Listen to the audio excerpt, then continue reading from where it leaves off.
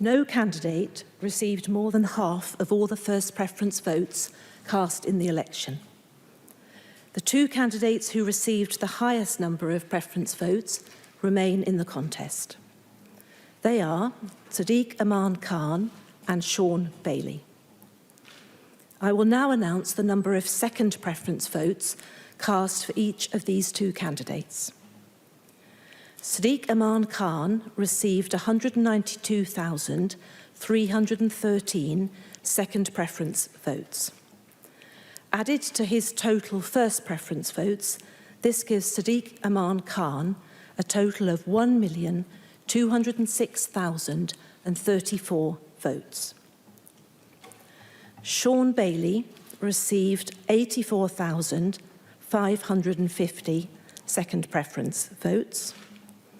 Added to his total first preference votes, this gives Sean Bailey a total of 977,601 votes.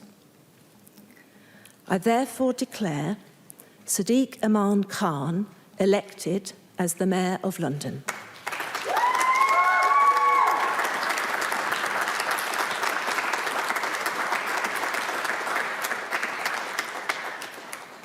I will now ask Sadiq Khan, the Mayor of London, to come to the stage to give a short speech, and I will afterwards ask Sean Bailey to speak.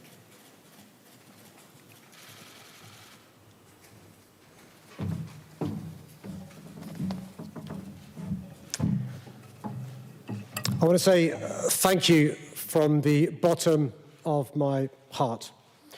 I'm deeply humbled by the trust Londoners have placed in me to continue leading the greatest city on earth.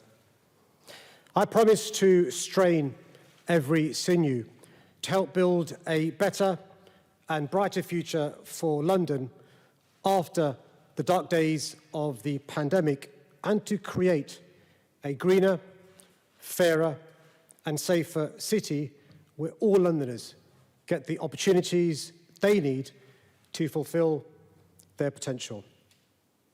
I'm proud to have won an overwhelming mandate today. I want to thank everyone who voted for me, Labour voters and non-Labour voters. And also want to speak directly to every Londoner who didn't vote for me this week.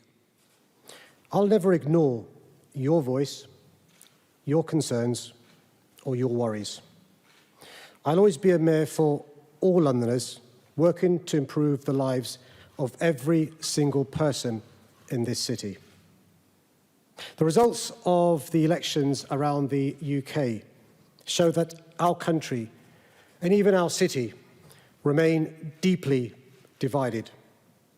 The scars of Brexit are yet to heal. A crude culture war is pushing us further apart. There's a growing gap between our cities and towns, and economic inequality is getting worse, both within London and between different parts of our country. So as we now seek to confront the enormity of the challenge ahead, and as we endeavour to rebuild from this pandemic, we simply must use this moment of national recovery to heal those damaging divisions. I often talk about the different experiences I've lived during my life and how they've shaped my identity. I do so because these experiences have forged my cast iron belief that there's far more that unites us than divides us. I grew up on a council estate, a working-class boy, a child of immigrants. But I'm now the Mayor of London. I'm a Londoner through and through. This city is in my blood. But I'm also a patriotic Englishman and a Brit who's proud to represent this nation's great capital.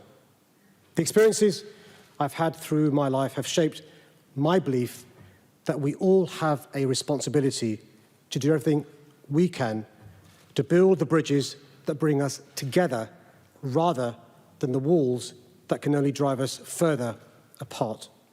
This virus doesn't care whether you live in London or Liverpool, whether you're a Brexiteer or a Remainer, or what you think it means to be woke. We're only defeating it by acting together and by helping each other. So now we must capture and harness that spirit of unity and cooperation to build a better and brighter future.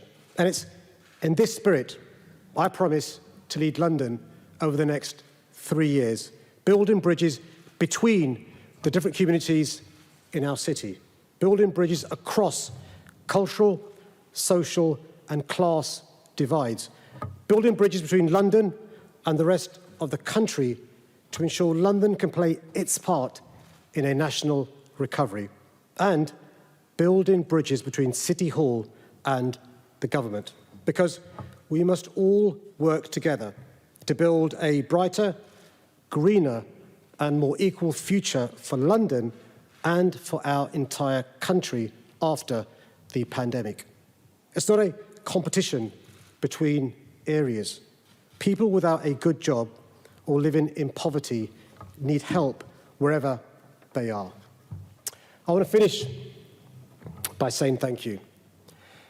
Thank you to my wife Sadia and my family for your endless support. It's been a tough 5 years, and I know how lucky I am to have you.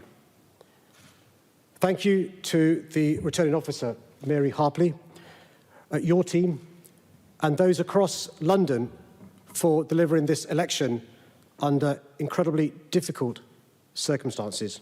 Thank you to the other candidates in these elections who put forward a positive vision for our city. And congratulations to those who've been elected to the London Assembly. Thank you to my supporters for all your hard work phoning Londoners, delivering leaflets and knocking on doors. You have been brilliant. And most importantly, thank you to my fellow Londoners for the trust you've placed in me once again today. It's a privilege to serve. Thank you.